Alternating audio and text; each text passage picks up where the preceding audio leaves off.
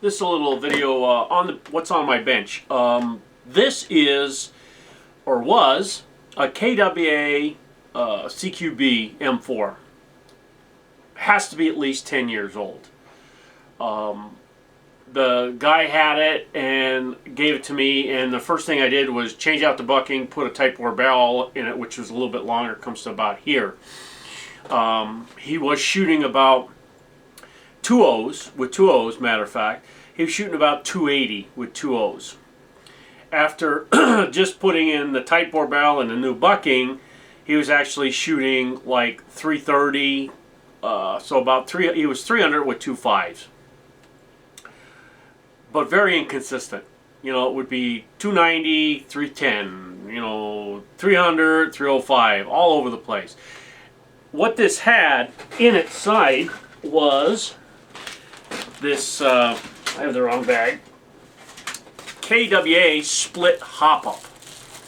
Now I'm going to zoom in so you get an idea, you know, so you guys, if you don't know what that looks like, so you can see what that looks like. Okay, focus, focus, focus, focus, focus. All right, there it is. That's a split hop-up. Basically, you have a little standoff on the front here, and the hop-up's in here. The gun can like pop together, but no matter what bucking I put in this, it had a bad air seal. Okay. The next thing that happened was that the lower receiver, this is all polymer too. This is a metal handguard up front here that he put on aftermarket, but this is all polymer. And first thing that happened with this, this I'm going to show you, is the front, as you can see there, broke right off, and in the rear cracked. It's hard to see, but there's a crack going down here and there's a crack going down here. So this whole front it moves, so it's really not the best. All right, a friend of mine did have another polymer lower, so I did put that on there. Next thing that was, I took out the gearbox and we swapped it out for a gearbox, which I'll put a link in the description on what we got. Now, when I was trying to use the split hop up, and I noticed that just wasn't going to happen, so I stopped, because this has a proprietary nozzle on it. Again, let me zoom in on that so you can see that. I don't know if you can see that. It's got the little nub on the top of that. Anyway, KWA has a proprietary nozzle, so I was going to take the nozzle out of this gearbox and try and use that hop up, but it was just so much problems. I said, the heck with it, we just got the new gearbox. Okay, first thing that I noticed though, I think it comes with an M100. It doesn't stay on the website, so I wasn't quite sure. So what I did was tried shooting it, and again, I'm only shooting like 280 with 2.5s, and I'm like, man, this is horrible. And then I start thinking about it. If that's an M100 in there, that's what it's supposed to shoot. But the FPS was all over the place. It was 280, 285, 267, 285, 281, 260. It was all over the place, and I'm thinking, bucking, whatever. So I changed out a bucking. I put the original KWA bucking back in there. Same thing. So I was reading online that that gearbox, even though with the micro trigger switch and that, the internals were horrible. So I thought, well, I might as well take a look at it and see what the deal is. I took it apart and took out the cylinder with the piston and the air nozzle on it, the cylinder head, and I just tried to push the piston forward. There was no resistance. It would just go right forward. So I'm like, boy, that cylinder head's bad. I tried putting, it just had so many problems. I tried putting plumber's tape on it. It still wasn't sealing. So, as you can see in this bag here, there are a couple of parts which I took out and replaced. Okay, in this bag is the cylinder head, the spring, and there is the M4 nozzle. I'll explain what I did. Of course, I was going to upgrade the spring anyway, but I put in the new I have a double O-ring cylinder head, put that in there, and immediately I had fantastic air seal.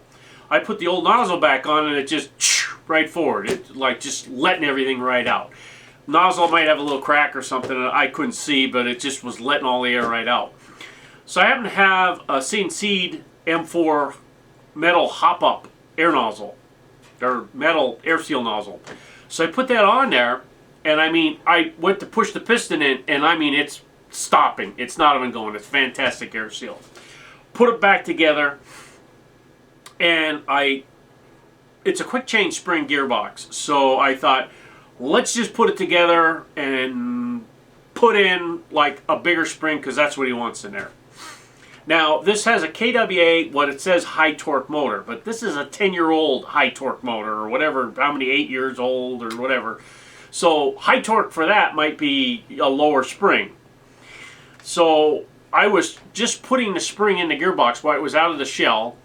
I tried an M140, it just go, nothing. Tried a 130, nothing. Tried a 120, it went like it was trying to do it, couldn't do it. I put a 110 in, bang, I finally got some noise out of the gearbox. I'm like, okay, that's the magic number.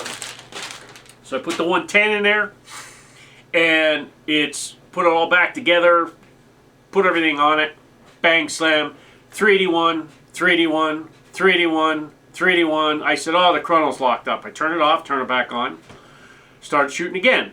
381, 381, 381, and I'm watching the shot counter go up, so I'm like, damn, that's consistent. So I'm like, okay, we're good to go. So I had the thing together, I put the stock back on, and I said, well, I got to mount this rail on here. Well, this rail was like flopping all over the place. It's an aftermarket, real steel, I don't know what he bought, but it would like flex back and forth. So I'm trying to figure out how I can get that to work. Because the gas tube, I think this is a real steel, because the gas tube spot is way bigger than what the gas tube is on the AEG airsoft version. So I noticed on the bottom of the all outer barrels, it's a flat spot. And on the bottom right here by this bipod, there was a threaded hole. And I found a screw that fit perfectly, and it tightens right up against that flat spot. Torque it down a little bit, bang, slam, nothing. It does flex a little bit, but I mean, compared to what it did before, not at all. And matter of fact, you can even go in here and give it a little extra torque, like that, and now it's tight as a drum. Anyway, had that done, put the bipod on, and I said, okay, he wants a scope mounted on there, so I mounted the scope on there, slid it back as far as it'd go, and he has it one click out. He's a real short gentleman, so he's got short arms. So I said, okay, this is good. And it originally had a flash hider on there that the barrel was right at the end of the flash hider, so it could get exposed to dirt and things like that. So he had asked me to cut off the angled sight for the front, which you can see is gone off the front here. So I got rid of that. Also cut off the bayonet lug. And the reason I cut the bayonet lug off there is because this can that I had, which is basically a barrel extension with a solid center in it, the barrel comes out 3/4 of the way out of this thing, so it is now protected with this. And it gives it a nice little pop when it's shooting, and it doesn't affect the accuracy. It's a pretty big hole coming out of here. It's like an outer barrel size. And bang, slam, it's done and it's put together. So what I did is I started adjusting this. 2.5 was shooting like straight up in the air with a little hop up on. So I'm like, okay. I put in the 3.2s, which he's going to use, HPA 3.2s, and I had to adjust the hop up back down. So I'm only putting a little bit of hop up on, and 125 feet, this thing is like level shooting, dead nuts on. So I know he wants to get distance on this. That's why he was thinking about turning it into like a DMR, like lock it out, hard lock it out, and just put a bigger spring in it. But I said, I wonder if I can hit out to 200 feet.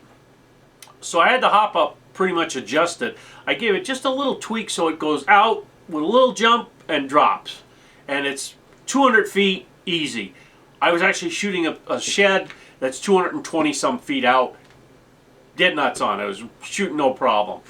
I adjusted I have the hop up adjusted, then I put the scope on, and I'm adjusting the scope. He's nailing stuff, headshots at 125 feet with this, the way the scope's adjusted, and I'm hitting out to 200 feet, no problem. Now this is just shooting 380 with 2.5s, which I don't know what it equates to with 3.2s, so let me look. According to my Joule calculator, that's about 345 with 3.2s. So that's still pretty good. Now, of course, if we put like a 130 spring in there, like a 120 will put this right up to near 400. 130 will put him a little over 400 with 2.5s. And he wanted to run an M140 in it, but I don't know if that's overkill or not. Because personally, I'm getting out there to 200 feet with this, no problem. So he has to test it. He's going to be using it on Sunday. He does have a PQ box. That's why he wanted the wire routed out to the side. He mounts it right on the side. His little emblem thing is over here. Basically, it's a really nice gun. He wanted the bipod on there. That's an interesting concept. You know, I guess if you're shooting from a prone position, you could like mess around with it. But to me, I wouldn't have a bipod on a gun like this. But that's just his call. So he was still thinking about turning this into a DMR. And as you can see, the KWA doesn't have any fire controls on this side. So if you put a bolt in to the receiver to lock it out so it can't go past semi, that's what I would consider hard locked. He does have VN style mags that he wants to run in this. This one actually I think is 100 rounds, maybe 90. I'm not quite sure. I think it is. But it feeds like a champ with the 3.2, so not a problem with that. So the only upgrade that I have recommended to him to get is a new motor. And he's looking at an ASG high torque motor that I listed for him that has a 16 TPA, which I think would do fantastic for him. And he only has a 7.4 battery, 25C, which I think is plenty for this. But he was talking about getting an 11.1 higher C rating, like a 25 or 30. I don't know if he needs that, but 25 would be fine. So if he goes with 11.1 and a high torque motor, this thing will have snappy trigger response. This gearbox is a micro trigger switch, so it has a real short break and click, and like, you know, it's like really touchy. So 11.1 didn't make this a little snappy for him. So that's it. It's on the bench. It's done. Other than like the motor upgrade, which we can do nothing flat. He might have to get some kind of other PEQ box on here, because I think the one that he has is not going to do the job. Because he got a little one for the little 7.4 PEQ battery that he's got. Other than that, it's done. That's what's on the bench. Next up is a Masada that's like driving me up the wall. So that's going to be the next one on the bench. I hope you enjoyed the video, and like always, you guys have a nice day. There are only 4 rules you need to remember. Make the plan, execute the plan, expect the plan to go off the rails, throw away the plan.